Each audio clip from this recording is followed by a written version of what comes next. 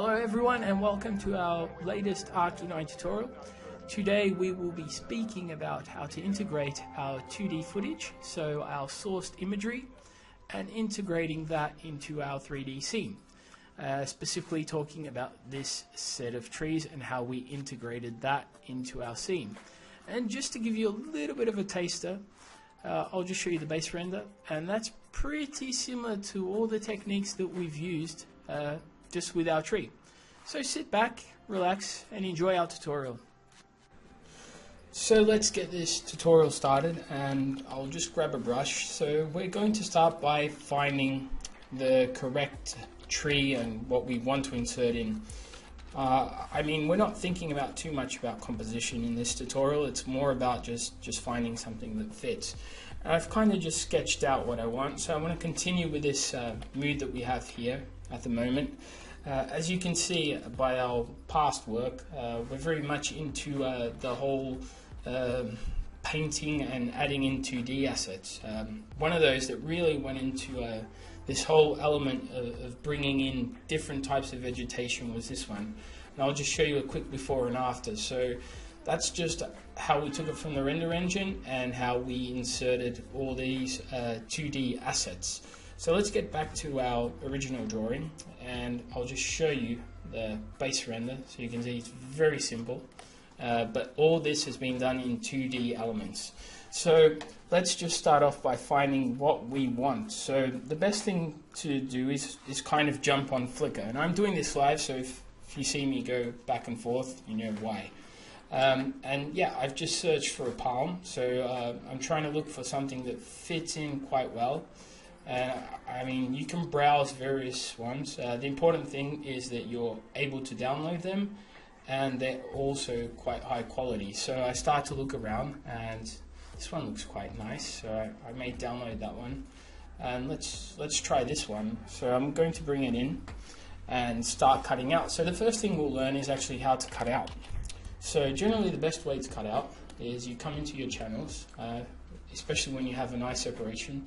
You don't want to spend too much time, so you go into your channels tab, you duplicate it, and you press L for levels, Control L, and I'm just trying to remove the blue sky. So the blue channels is actually where I have the highest contrast, so it's basically where I can select the best option. As you can see, and I'll just hide that, it's the one with most contrast. So we have green, but that doesn't present too good contrast for separation. We have the green one, so we have the red, and we have now the blue. So I've isolated that, and I've duplicated it, and I've just leveled, and this is what we have. So I can basically just come into this and select it. I haven't got contiguous on or anything else, and I'm just selecting what we have. And this will very quickly just draw a mask. So we have our mask, and that was done really quickly. You can see I didn't need to fiddle around too much with it. And now I'm just kind of going into it and just getting rid of other little artifacts that have come along with our chopping process. So again, there are various ways you can do this. You can actually start to go into other settings. For instance, if you press W, your magic wand, you can actually select and then refine edge, and that just pops up. 1 second, and here we go. So we can define the radius, we can define the smoothness, and that will kind of just start to give certain different aspects. I generally don't work like this because we want to be quick about what we're doing, so I don't want to spend too much time on it, and I'm very quickly just rubbing in what I need. And it's all about making the assets work for you, not you working for them. And as you can see, I very quickly just cut these out without even much effort, and also I've left the shadow in, so that's another cool thing. And again, I'm just hard brushing into this. It's all about making this work, so I'll just get rid of these little things, and I'll just pause and get rid of all the details. So I've just got back to our image, and I'm just going to bring that in. I've cut it out, so just drag and drop, and I can even do the following. So I can just apply a layer mask, You probably don't want to do this just yet, just because you may need to rub in some more, but just very quickly, that's what I've done. And I'll just Control T, flip it along the horizontal edge to kind of match the shadow. So we've got something quite similar to what we want already. Get rid of our place markers, and let's just try and insert these trees here. First thing I can see is actually we don't have our shadows matching, so that's something we'll definitely have to take care of. So I'll just go into this, and our first thing to do is actually layer matting, defringe. That will get rid of our little fringing. There we go, so we got rid of that blue. And now all we have to do is just very similar to the tutorial that we've done before in regards to people. We have to actually just match them in terms of your layers, so in terms of your levels, so you can just black and white. And you can see that you may need to lift up a little bit of the white channel and just a little bit here, darken, bring out the levels. So we've got our levels kind of working at the moment. Now we need our colors to work, so I'll just add a hue saturation on that. Again, you'll see that I don't even really add too many layers that adjust. So we'll add our hue saturation, and then we'll add our color balance. So we'll color that to match exactly. So we've got a bit too much blue in there at the moment, so even too much green. So we need to add in a bit more of that orangey tone. So I'm going like that. And I think that's starting to work.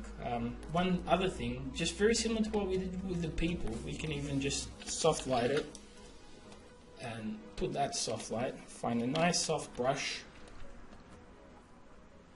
and here we go into the soft brush, and just ever so slightly brush in a bit of shadow, just to show where the direction of the light is coming from. And we can do the opposite with the white to bring in the highlights. So as you can see, we've starting to get our tree to really work for us, and it's really coming along. So yeah, that seems to be working. Again, one other thing, and I'm actually trying to do this without masking. So if I wanted to cut out a little bit of that tree, I'd probably find one of my brushes.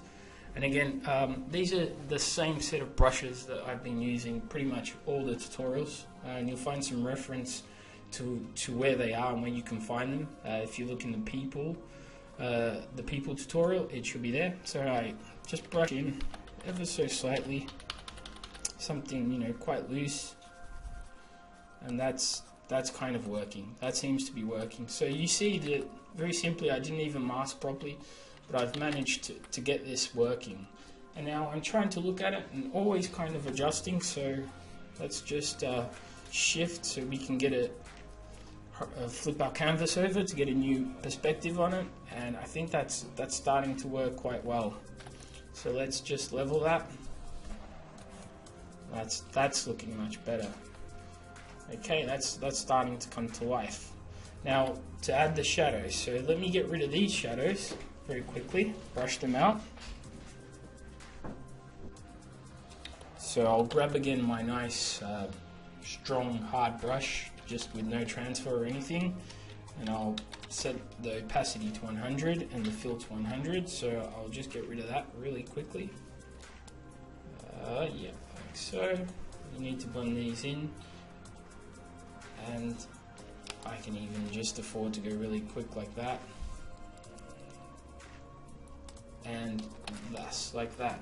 So my best way, I'm starting to think, is actually probably just grabbing one of these trees and elongating it. So what I'll do is I'll just grab that, just control click on the tree, and I'll probably just fill that in with black. Now again, there is no absolute correct way, but this is a way that I'm kind of thinking might work. And I haven't tried this. I'm trying this on the fly. Every single way would probably be different, but I'm just trying to see if this would work. So I'm trying to just cut out ever so slightly. Again, I'm always thinking of this as a drawing, so that's what you want to do. You want to contextualize things and think as a drawing and not as a technique or a specific way of doing. You have to always be on your feet and thinking, okay, this is a drawing, the possibilities are endless, and what do I want it to work for me? How do I want it to work for me? So that's always the way I'm trying to think when I'm doing these, you know. It's always, how can this work for me? How am I using these brushes to create what I want? Now, I'm just roughly doing this. So, okay, I think that's kind of working. So let's see if we can get this to work, and I'll just duplicate it down so I have a copy. And let's see if we can get this to work. Now our shadow should be coming. Now our shadow, as I was saying, I've kind of distorted it, but our shadow should be coming from here, so it should kind of even be lining up. So I'm just distorting that to go in the right direction that I need. Our sun is kind of high from what I can see, so the shadow is not going to be that much elongated. And there we go, I've started to get our shadow kind of working, so I can just punch that down, and I'm just changing the fill and opacity, and again I can just work with these, and I can just amp them up as I need. So as you can see, I'm just filling these in as I need be.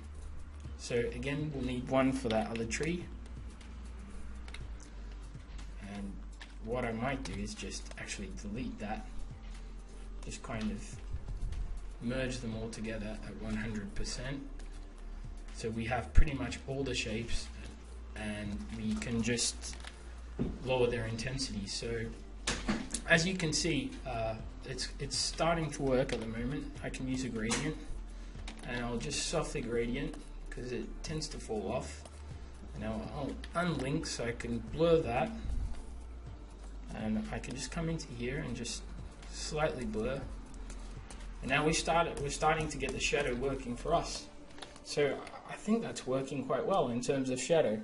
And I did this image, and I'm thinking now I should have actually just inserted these trees.